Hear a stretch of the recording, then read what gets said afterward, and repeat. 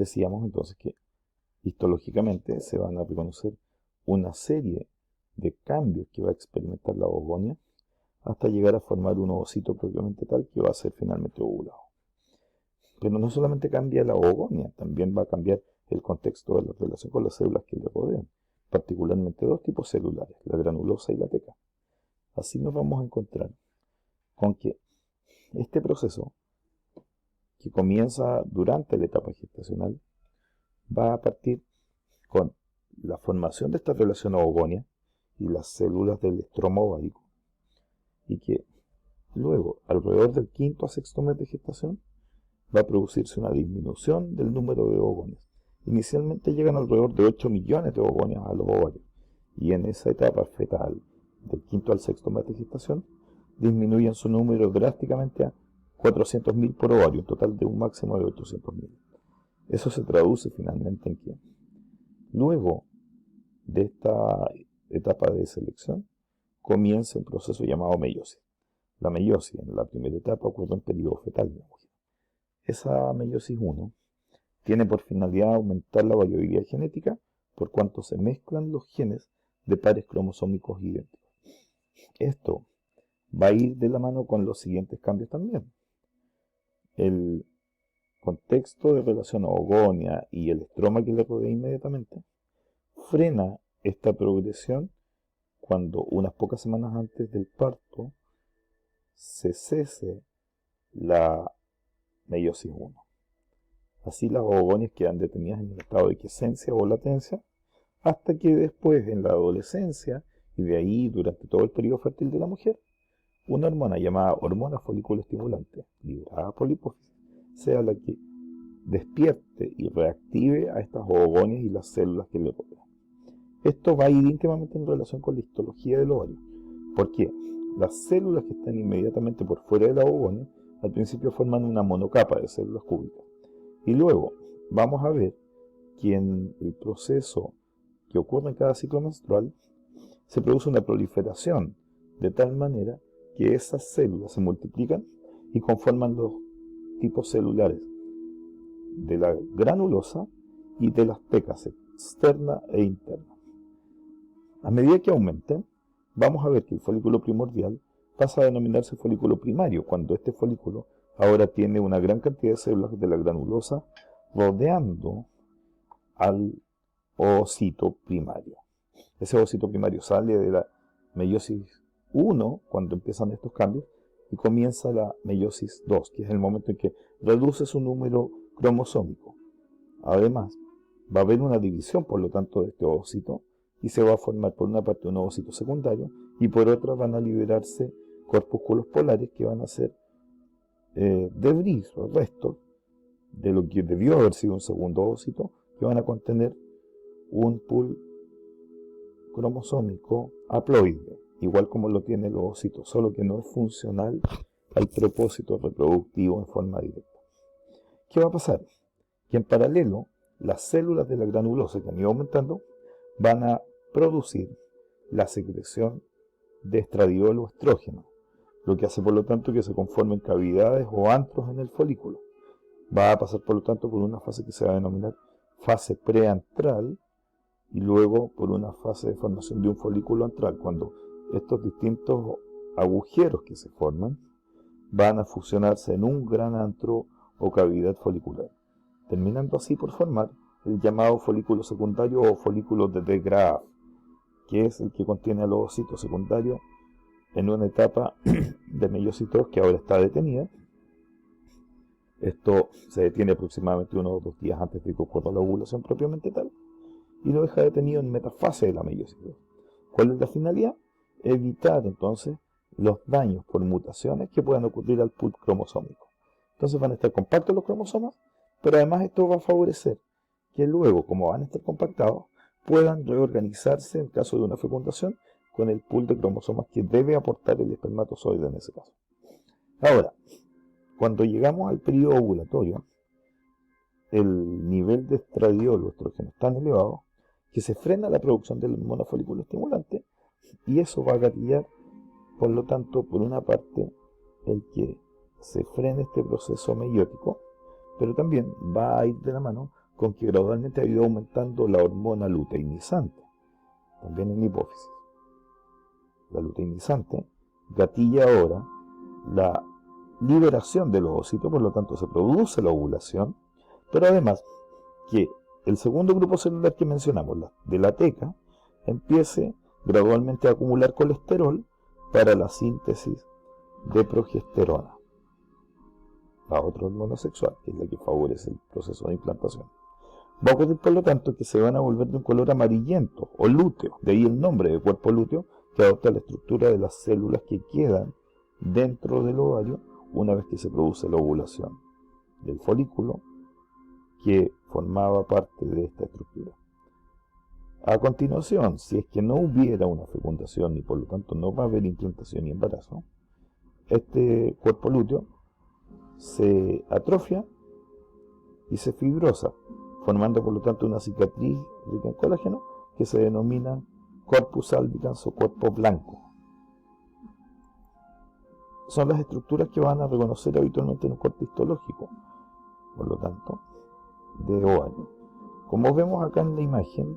a continuación, entonces reconocemos la estructura de un folículo ovárico. Aquí vemos el ovocito en el centro, con el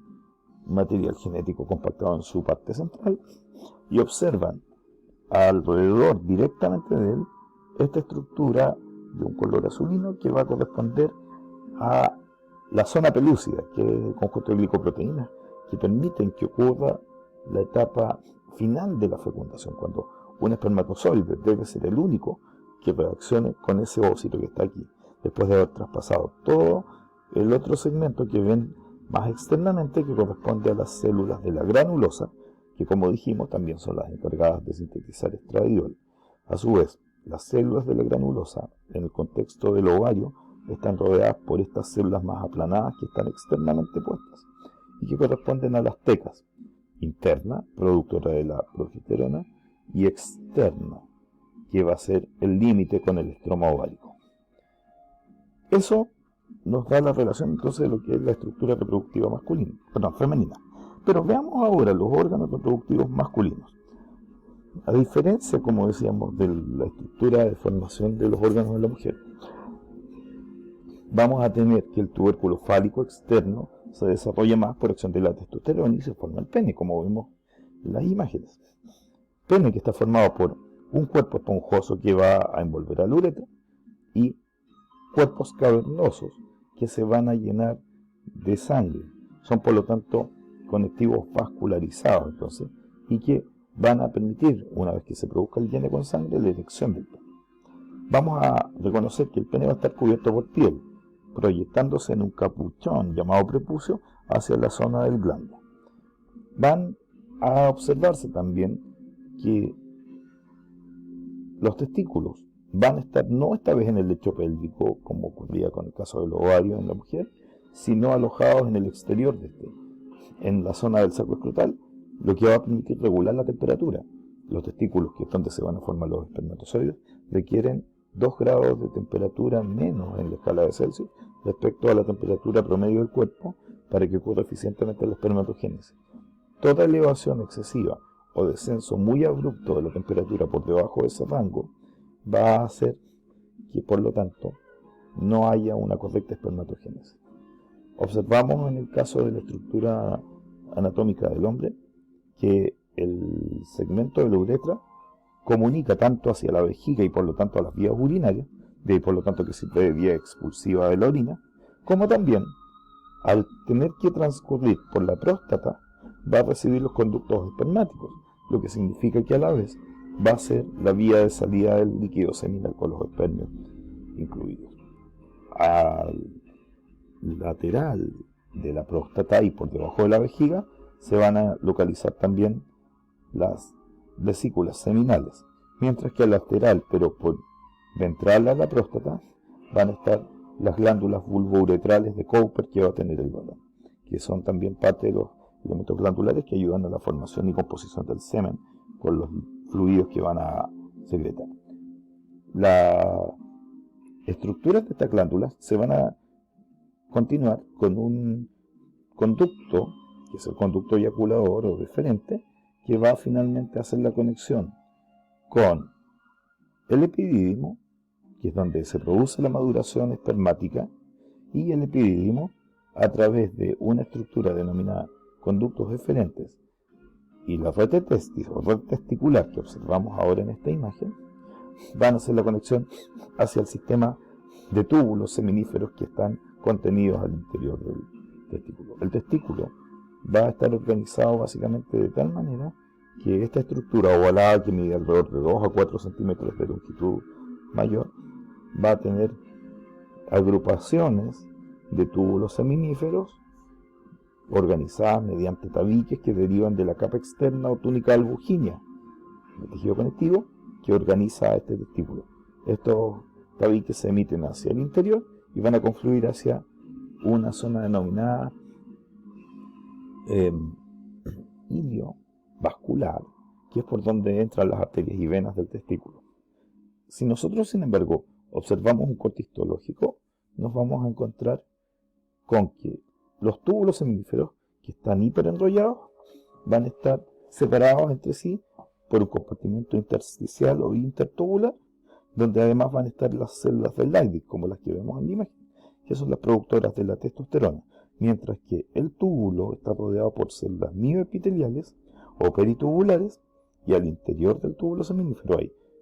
células de Sertoli que van a sostener mecánica y nutricionalmente la línea germinal, y la línea germinal formada por espermatogonias, espermatocitos primarios que pasan por la meiosis 1, secundarios que pasan por la meiosis 2,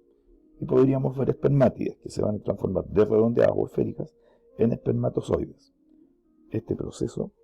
va íntimamente en relación, como decíamos, con esta estructura histológica que adoptan de conductos. Ahora, ¿qué es lo particular del caso? Que tanto meiosis 1 y 2 están ocurriendo de manera simultánea desde la adolescencia en el hombre, a diferencia de lo que pasaba en la mujer, que meiosis 1 ocurría en periodo fetal y meiosis 2 ocurría en periodo de adolescencia y adultez en la vida fértil. Ahora, tanto testículo como ovario y tanto las estructuras de genitales externos e internos secundarios son regulados mediante actividad hormonal. ¿Cómo así? La hipófisis va a producir dos grandes tipos de hormonas. Folículo estimulante, que como el nombre lo dice, en la mujer estimula el folículo. En el caso del hombre, la folículo estimulante estimula la Sertoli para que convierta la testosterona en DHT, y la DHT o dihidrotestosterona desencadena la espermatogénesis. En cambio, la Leydig en el hombre, que produce la testosterona, es estimulada por la hormona luteinizante. Esa hormona luteinizante en la mujer obliga a la formación del cuerpo lúteo y también desencadena la ovulación. La hormona luteinizante en la mujer obliga al formarse el cuerpo lúteo a que se acumule colesterol y se pueda producir, por lo tanto, progesterona. En cambio, por acción de la hormona folículo estimulante, proliferan las células de la granulosa que van a producir el estradiol o estrógeno. Es así como normalmente se va a regular, por lo tanto, el ciclo hormonal, y este va a regular a su vez la formación de la estructura y maduración de la estructura testicular u ovárica. Si comprendemos, por lo tanto, entonces que van a haber dos tipos de hormonas, estradiol y progesterona, secretadas por las células que rodean entonces al ovocito, tenemos que entender que también van a, de alguna manera, obligar a que ocurran cambios en ovario y en endometrio. A nivel ovárico, el cambio se va a traducir en que del folículo primordial pasamos a formar un folículo primario y luego uno secundario, para luego desencadenar el proceso ovulatorio que va a ir acompañado de la formación de un cuerpo lúteo. Si esto lo vemos en una progresión de tiempo, esto va a coincidir con que a su vez, a nivel endometrial, el útero se va a preparar para una posible gestación. ¿Cómo así? Al principio, cuando recién están ocurriendo los cambios del folículo primordial a primario, ocurre la menstruación o regla. Pierden el endometrio. Luego se cicatriza, se regenera cuando está pasando de folículo primario a secundario. Y finalmente, en ese contexto, el endometrio prolifera, sus glándulas se desarrollan y sus vasos sanguíneos